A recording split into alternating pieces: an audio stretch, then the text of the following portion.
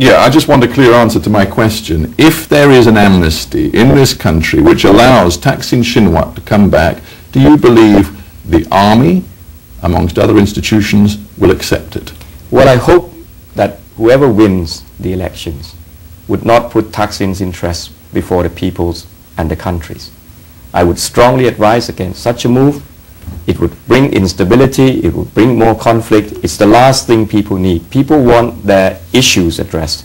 Issues about high prices, issues about drugs, and we should work to make sure that there is a government to address those issues rather than Kun Thaksin's problems. Yeah, you're being diplomatic, you're answering in your own way, but I think the Thai people on this eve of election would like a clear answer. Do you believe there is bound to be political instability if an effort is made to bring Thaksin back to this country? I think, and I'm saying this to the Thai people and also to the rest of the world, that we should not encourage a government that puts one man's interests before its country's, before its people's. It brings instability. We don't want it to happen, and we hope that on the 3rd of July, the Thai people will show that that's not what they want.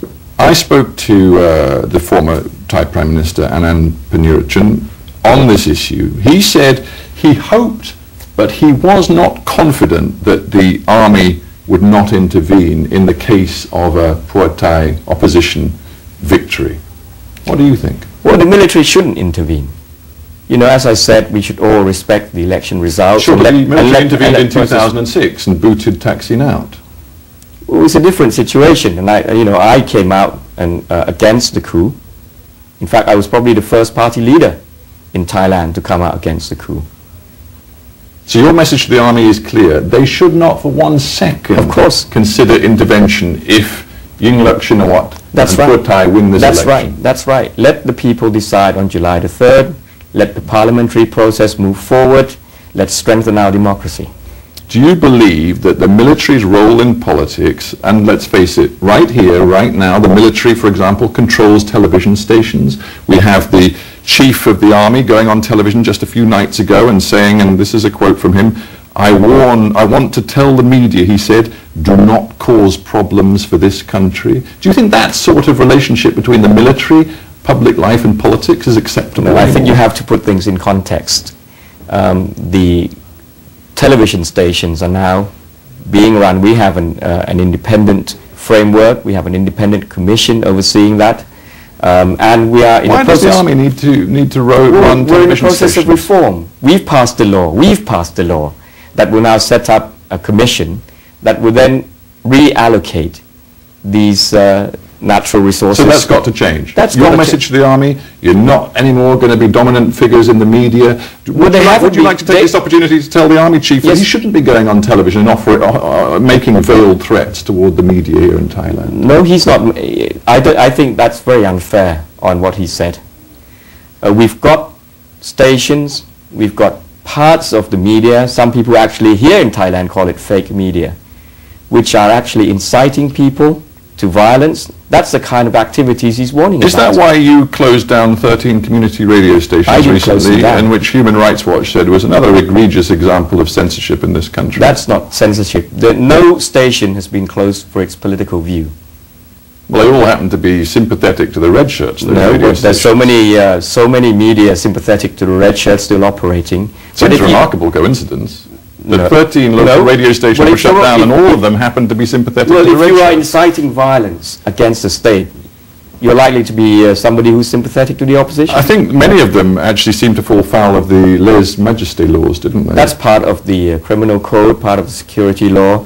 And again, you should have to look at the contents of what was being said. Well, just for those who are not familiar with the lèse-majesté laws, let's remind ourselves, Article 112 of the criminal code in this country says whoever defames, insults or threatens the king, the queen, the heir apparent or the regent shall be punished by imprisonment which can run up to 15 years. That's lèse-majesté. Do you think that, when we're talking about reforming the pillars of Thai society, that law needs to be looked at and changed? It is certainly being looked at in the form of making sure that enforcement of that law is not being abused. I set up a special advisory council to look into this because I think in the past the law had been either abused or too liberally interpreted. You say that you're considering reforms, you've got a committee looking at it. When Reporters Without Borders, a highly respected campaign group looking at press freedom, when they say that lèse-majesté is being used in Thailand to target all media that are close to or support the opposition, in less than a month, they say recently, 20 opposition figures have been accused. Again, that is not true. You have to look at the contents. They are not being taken to court, they are not being prosecuted because of political views. It's hard to take seriously your position when so many independent observers from outside, and I quote now the head of Human Rights Watch Asia, Brad Adams, who say Abhisit has become the most prolific censor in recent Thai history. That's not true. And I think you can ask the Thai people that. When I was in the opposition, I hardly had any media space during Thaksin's time. These days, you see opposition figures on newspapers, television, radios all the time. But we cannot tolerate comments that either incite violence or violate laws. Is it time, and lèse-majesté, let's face it, is about doing damage to the king and his family, is it time to have an open, a transparent debate about the future of the constitutional monarchy in this country? Which is why I set up this special committee, that if you are talking about academic views, discussions, that's fine. Well, I'm talking about, again, I've quoted him before, but the former Prime Minister, Mr. Panirachun, he says that, frankly, the monarch and the people around him, of course, they're revered and respected, but they have to earn that respect. Sure. And it's time to be much more open about the way the monarchy works. And I'm saying that, we are saying that these kinds of discussions are okay. You want a full and frank discussion about how much the royal family costs, about how they use their money? To the rest of the world is, first of all, you have to make a distinction between academic opinions, between political opinions about the role of the monarchy, and comments that basically are wild allegations, untruths that cause damage, the kind of comments that you get taken to court when you say about any person. The monarchy has no self-protecting mechanism. We don't want the monarchy to be party to conflict with the people. That's why this law exists. And we want to make sure that that law is not abused. And the work towards that goal began during my government. Before we end, let's just look forward a few days. Neither you nor I can be sure how this election is going to turn out. It probably will be quite, if not very, close. I talked at the beginning about the history of political instability in this country. Do you fear that there may be more instability, maybe more violence after this election? Well, I know that there are people who are willing to use violence and cause instability. I'll do all I can to make sure it doesn't happen, and I'm confident that Thai democracy, Thai society, Thai people and Thailand will prove ourselves to be resilient. And you will do all you can even if you lose. Of course.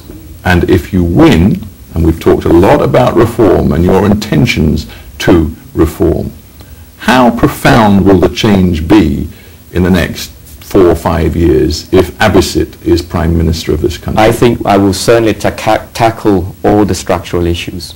Including the military, including the monarchy? Well, the military, you know, you mentioned that. It's funny because they've been very much dominating in some of the security policies, for instance, in the South during the Thaksin years. We changed that. They cooperated.